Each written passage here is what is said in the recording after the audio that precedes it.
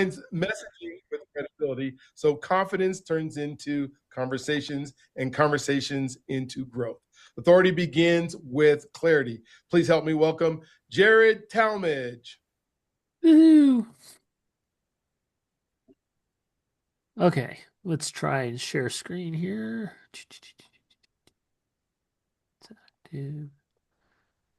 Okay, I think this is working. Can you guys see this now? I think, hopefully. Yes. Yes. Okay, cool.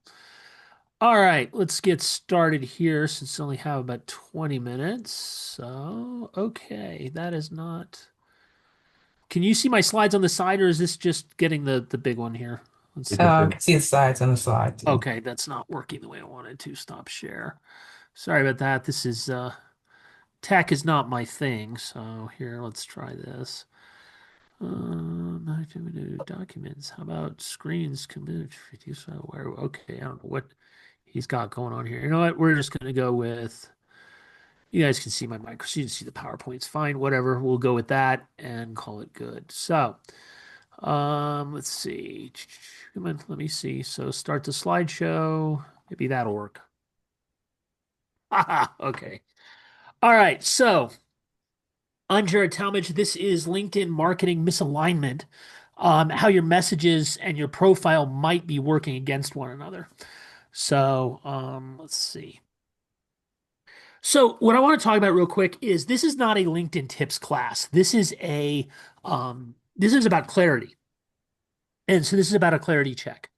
And so the idea here is I'm basically going to talk to you about what the things that people do that kind of sabotage their LinkedIn profile without even being aware of it, and then how you can fix it. So let's remove this here. Okay. So let's first talk about this. The real problem that most people have with LinkedIn is most people that think that they have a problem, and their problem is either LinkedIn or it's content. And what I mean by that is when people are looking at this, they're saying, "Oh well, the reason I'm not getting the reason I'm not getting calls, the reason I'm not getting people reaching out to me is because of my content." No, it's not LinkedIn's platform problem. It's not your content problem. It's a lot of people will say, "Oh well, it's an engagement problem." No, it's not really an engagement problem either. What it is you have a message conflict. And what I mean by that is what people say what they think they're saying on LinkedIn versus what they're actually saying on LinkedIn are two completely different things.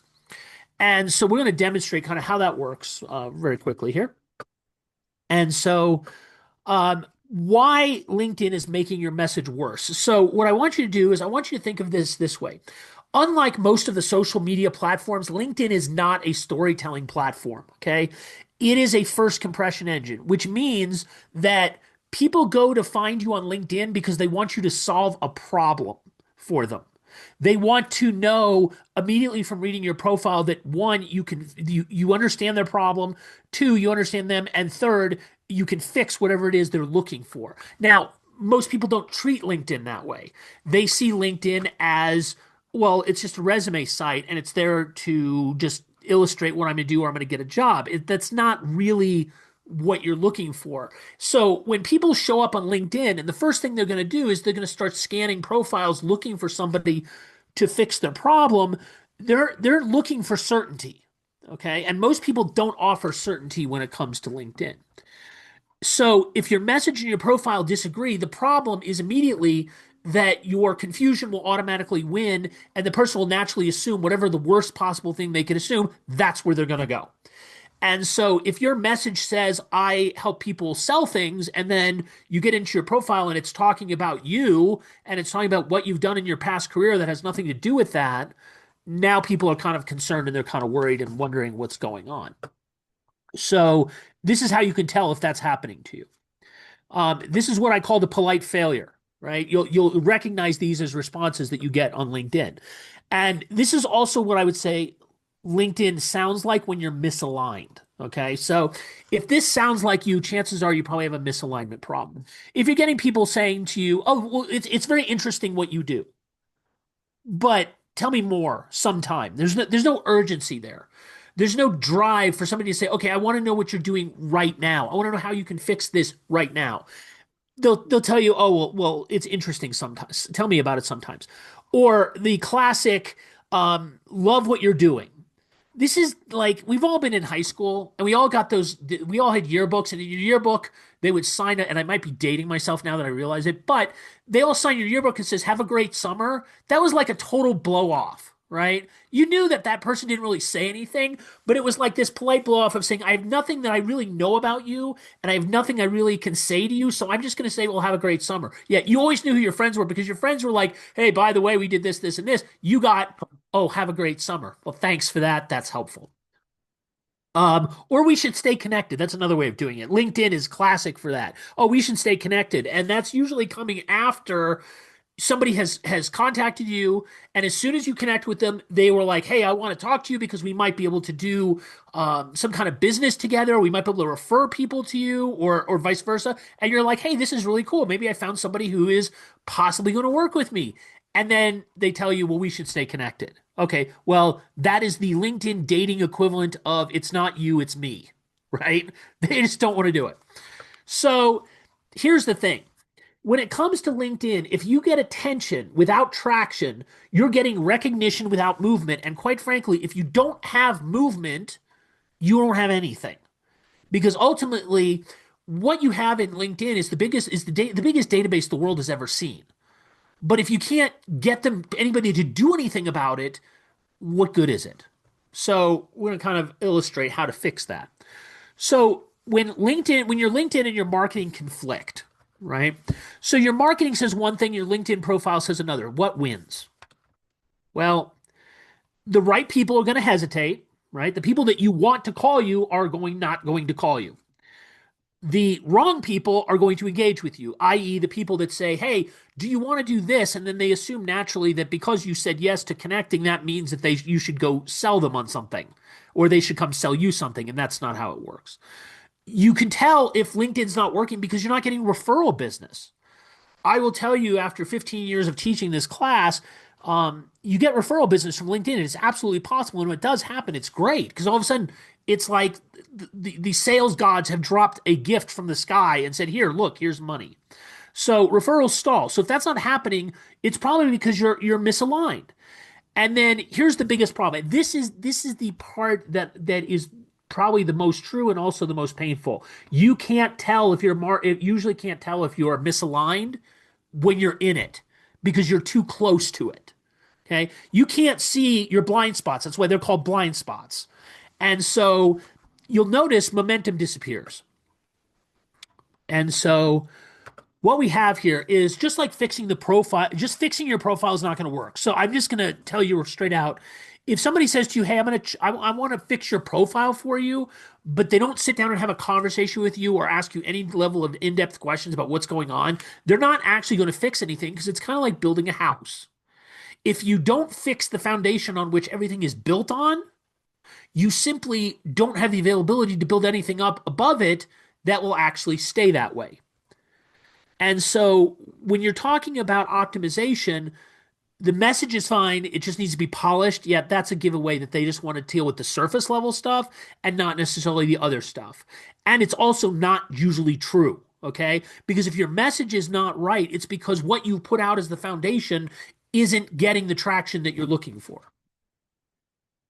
So, hey, back up, skip to the side. So you can't optimize a contradiction. So think of it this way.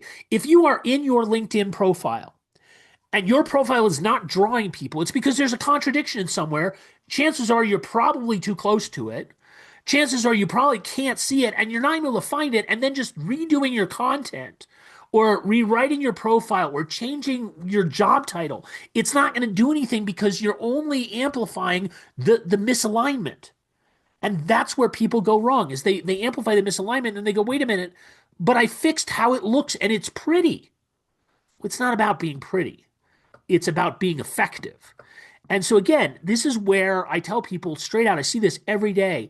You cannot know what your audience is seeing without having somebody else come outside of it and look at it and say, "Hey, let's pay attention to what You're not, what you're seeing is one thing. What I'm seeing as a potential client is something totally different. And if that's the case, it's kind of hard for you to be able to see it from your own perspective because you're too close to it. And so that's why that gap is invisible from the inside, which is why I do, which is why I basically do what I do here. This because smart professionals don't realize, say, hey, I'm bad. They're not bad at marketing. They're bad at understanding that there's a blind spot in their marketing that's causing them to have problems, i.e., your message is not aligned. So before you change anything, this is what I recommend. So when I talk about changing something, I'm saying before you change your headline, before you change, you start posting more, right? Everybody's like, oh, you got to post more, you got to post more, you post more. Here's the truth. LinkedIn is better off if you post 3 times a week. Not 5, not 7, not 14, 3. Because otherwise you're overwhelming people too much. If you're going to hire somebody to do this for you, but don't do that yet. Okay, don't do that until you kind of get this other stuff. And for God's sake, don't follow somebody else's framework that says this is how it works, because they don't know anything about you. If they haven't talked to you, they don't know anything about you. This is the question you want to start with. Does my marketing message and my LinkedIn profile agree or quietly conflict? The chances are you're not going to see that, but that's the question you want to start with. Is, do they conflict? So now what I basically am willing to do for you guys, and this is not a sales pitch disguised as something else, okay? I do actually what's called a free pre-diagnosis. And what that is I will actually take your LinkedIn profile and I will look at it and I will take basically from some questions that I will ask you. I will actually take that information and provide you with a no cost evaluation. And again, I want to be real clear. This is not a sales pitch. I'm not doing this because I expect you to do anything. If you take this, you take the insight and you're good, cool. If you want to go further, that's okay too. But this is what I do. I will look at where your messaging and your profile conflict. Because again, you're not in a situation where you're looking at this saying, I can see it, because you can't. You're too close to it.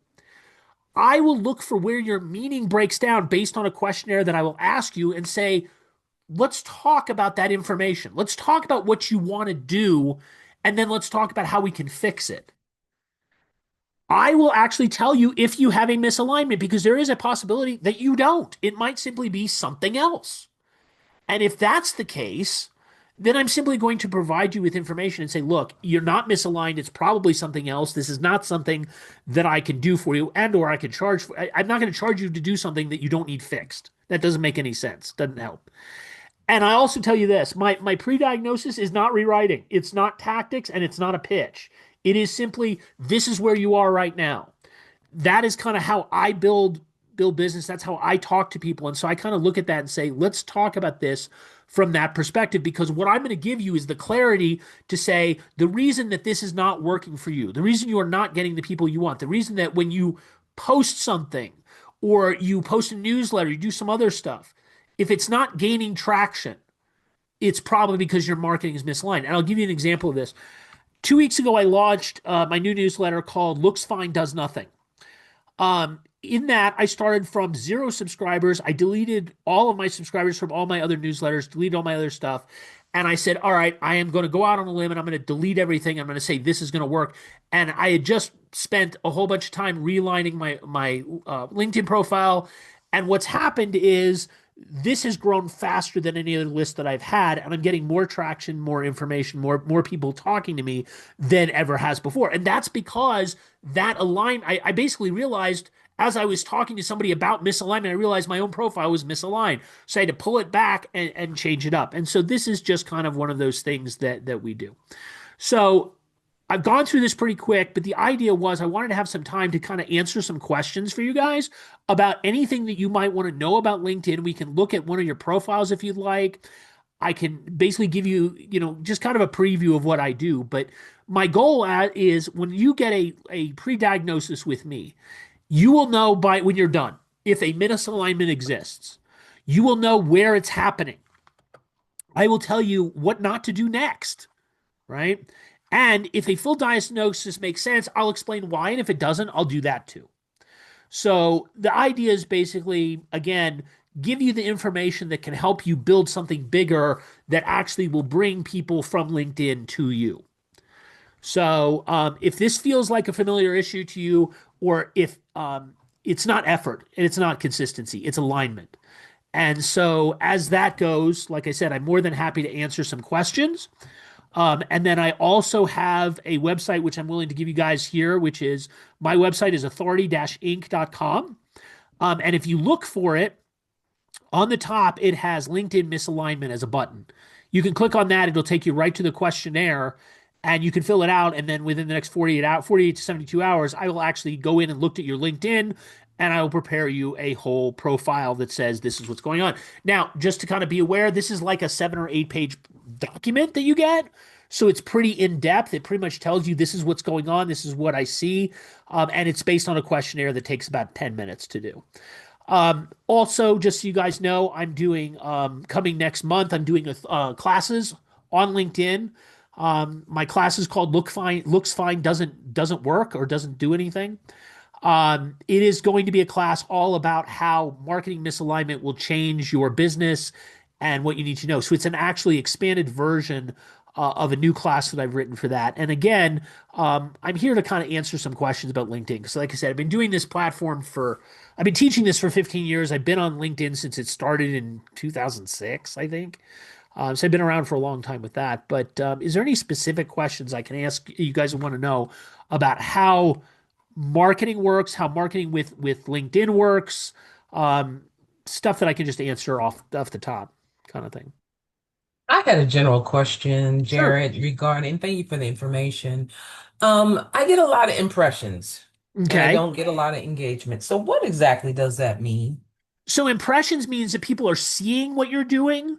It doesn't necessarily mean they're engaging what they're doing. So, for example, the first way you can tell that you're in a situation where you want to be is your impressions will go up because it's basically a measurement of how many people are seeing your stuff every week.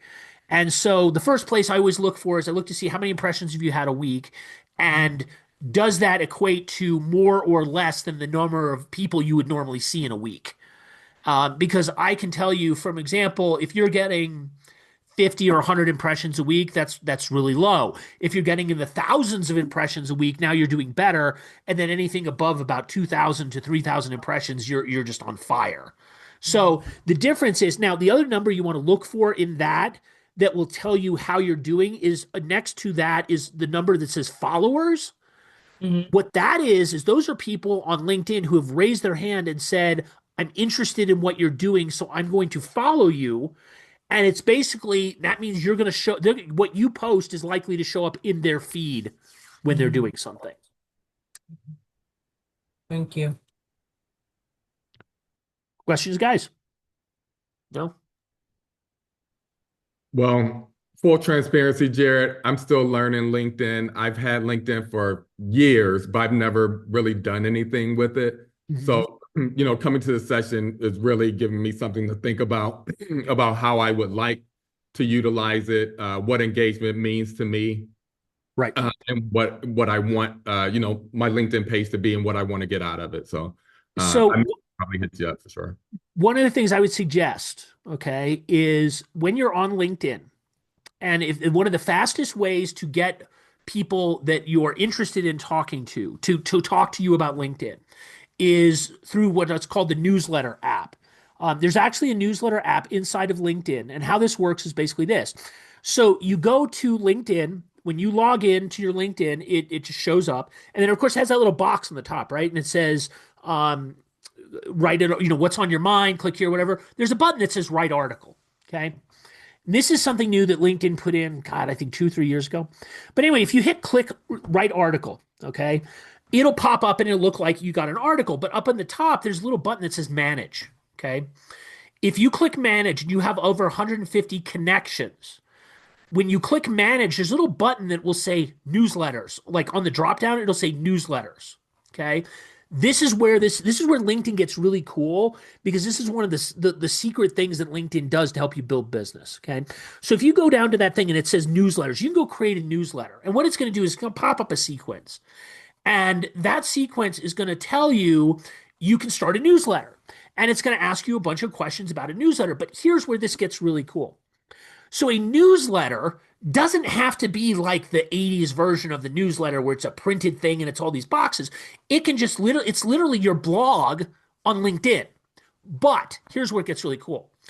So you go in, you create the thing and you put it in the image and you give it a title and it says how often you're going to write it. And you're like, oh my gosh, this sounds great. And then it just works like a word processor, right? You put in a picture and you put in your headline and then you write something. Well, two things that we want to talk about. First, when you do a newsletter, at the bottom of the page, no matter how long or short it is, it could be a paragraph, it could be a line, it could be a whole whatever.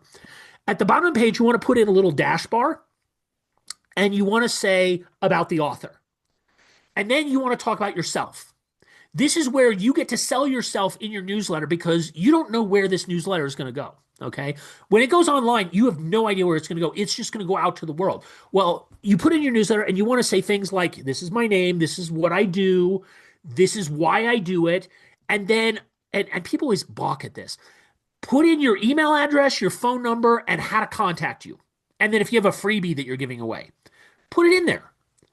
Here's why I tell you this, okay? So you put this at the bottom of every newsletter. What you should do is save this piece and keep it on your computer so you just copy and paste it every time. Well, when you hit send to publish this, okay, two things happen. One, every single friend, every person that you have that's a connection in LinkedIn is going to get a notice that you just started a newsletter and get them invited, and they're going to get invited to follow your newsletter. LinkedIn will do that for you absolutely free. It's not part of the premium. It just does it. Now, it also contacts your followers. The people that are where it says the followers at the beginning of your page, it contacts all those people as well. And it says, hey, by the way, pay attention. This is something you want to pay attention to. You are following this person. What happens is you wind up getting subscribers. And then what happens is as you do that, LinkedIn will start paying attention to who's subscribing to you. And the more people that subscribe to your newsletter, they will go out. LinkedIn will take that profile. They'll build a profile of the perfect person for you. And then they'll go out and find more people for you that look like that person. Nice. And so all of a sudden, LinkedIn starts building your business for you. And you don't even know what's happening because they don't tell anybody they're doing it. But all of a sudden, you get more and more and more subscribers. And so the next time you post, everybody gets a notice. Hey, you just did a newsletter. Go pay attention. And now what happens? Now I'll tell you this. What happens after a little while is you'll start noticing that people start following you, or people start reaching out to you and say, "Hey, I read something in your newsletter," and you're like, "I don't know where this person came from." I've gotten messages from Europe. I've gotten messages from Asia. I've gotten messages from Australia. I actually talked to an author who wrote a New York Times bestselling book about networking, and he contacted me through LinkedIn because he read my newsletter. Nice. And then he called me. We had a coaching session. Normally he charges $5,000 for a coaching session. She's like, I'll do it for free because I like what you're writing. I'm like, okay. But I've gotten clients. I've gotten on podcasts. I've gotten with this. I mean, Dr. Brian, I knew Dr. Brian before Dr. Brian was doctor. He was just Brian, and he was one of my employees a couple of years ago. But again, you don't know where that's going to go. Mm-hmm. And so if you don't know where it's going to go and you just put it out there. And so again, take the passion, take the thing you're most passionate about and write about it. And then put that thing on the bottom that just says, and this is how you can work with me. Because again, you don't have to be big or viral on LinkedIn. You just have to have a presence. And like I said, the biggest thing is post or comment 3 times a week. That's it. That's all it takes. You don't have to do this 20, 30, 40 minutes a day thing that everybody tells you have to do, because nobody has time for that. Mm-hmm. But if you think about that, you say, hey, this is the best part that you need to pay attention to, then that's what you do. And that's where all of a sudden it starts bringing in clients.